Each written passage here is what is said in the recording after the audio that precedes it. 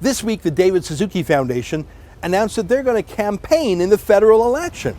They've set up a special election campaign website. They're signing up members, raising money, and they have a campaign platform just like a political party does. Their platform involves changing the law. They want to start banning fossil fuels, for example. It's the very first campaign point. Now, I believe in free speech for all Canadian citizens, even David Suzuki. Suzuki loves to campaign for the Liberal Party. You can see him in a campaign ad here he did with Dalton McGuinty a few years back. He doesn't hide the fact that he's a partisan Liberal. No problem, free country.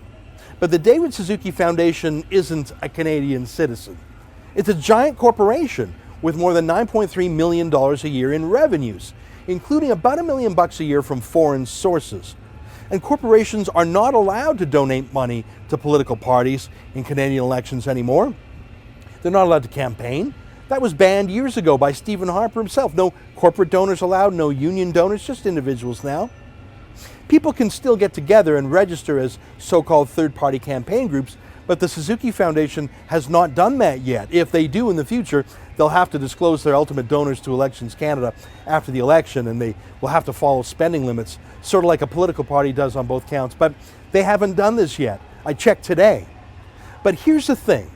Even if they were following Canadian election laws, they're not following Canadian charity laws. Everyone in Canada has to pay income tax, except for registered charities. They get special tax status that the rest of us don't because they're like little living saints, running orphanages, homeless shelters, food banks, hospitals, that sort of thing. The David Suzuki Foundation is obviously not a proper charity. They're a lobby group. It's not an opinion. Here is their official lobbyist registration page with the lobbying commissioner in Canada. They literally have 10 people registered to lobby the government, to persuade the government to change laws on a host of issues. And now we know that they don't just want to lobby politicians, they want to change politicians in this election. They want to promote their global warming politics. Sorry, that's just not charity work. That's lobbying, that's politicking, that's campaigning, that's free speech, but that is not tax-exempt charity work. So why do they get to launder $9.3 million a year of donations, including foreign funds, through their Canada Revenue Agency charity number? The Canada Revenue Agency is clear. Under the Income Tax Act, charities may not spend any money on partisan activity, none. And they may only spend a trivial, incidental amount on non-partisan politics. But the Suzuki Foundation here has 10 registered lobbyists, and now they have created a full-blown campaign. They're scofflaws.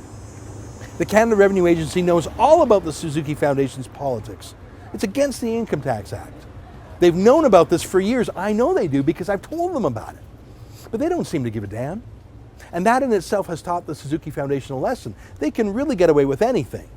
The Canada Revenue Agency would come down on you or I like a ton of bricks if we tried a little tax scheme in our own personal life. They'd hit us hard.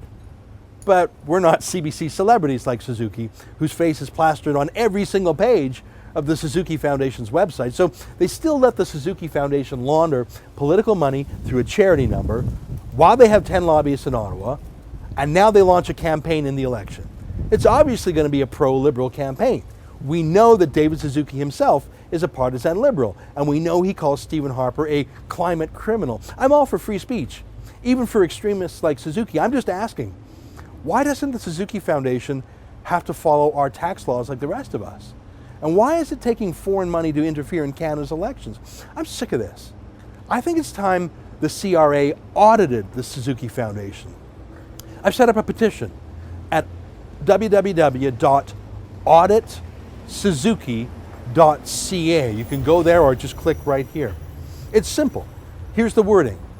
We demand the Canada Revenue Agency audit the David Suzuki Foundation's status as a tax-free charity, given its excessive political activities, unquote.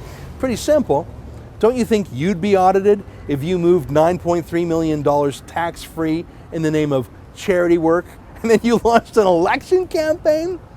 But I want to do more than just petition the CRA, because I've already petitioned them before. It hasn't worked yet. Maybe it will this time. But I want to expose Suzuki for what he is, a partisan Liberal, living off the avails of taxpayers. If Suzuki wants a campaign, fine. Let's give him a campaign, and we'll be the official opposition to him. I want to create a campaign ad, a 30-second ad. I'd call it an attack ad, but it's not. It's just an ad showing the truth about Suzuki and how partisan he is and what a hypocrite he is, but mainly how he mocks Canada's charity laws while you and I and the rest of the little people have to pay our taxes. Can you please chip into our TV ad campaign? We'll use the money to make these great ads, and then we'll actually pay to run these ads campaign style. Seriously, if you give us the tools, we'll do the job. Don't you think it's time to take that pompous celebrity down a notch? Don't you think it's time he followed the tax laws that you and I have to do? Chip in now and we'll launch a counter campaign to his pro-liberal, anti-Canada propaganda. Visit AuditSuzuki.ca or click right here on YouTube. Sign our petition and let's show Suzuki what a grassroots campaign is really like. For TheRebel.media, I'm Ezra Levant.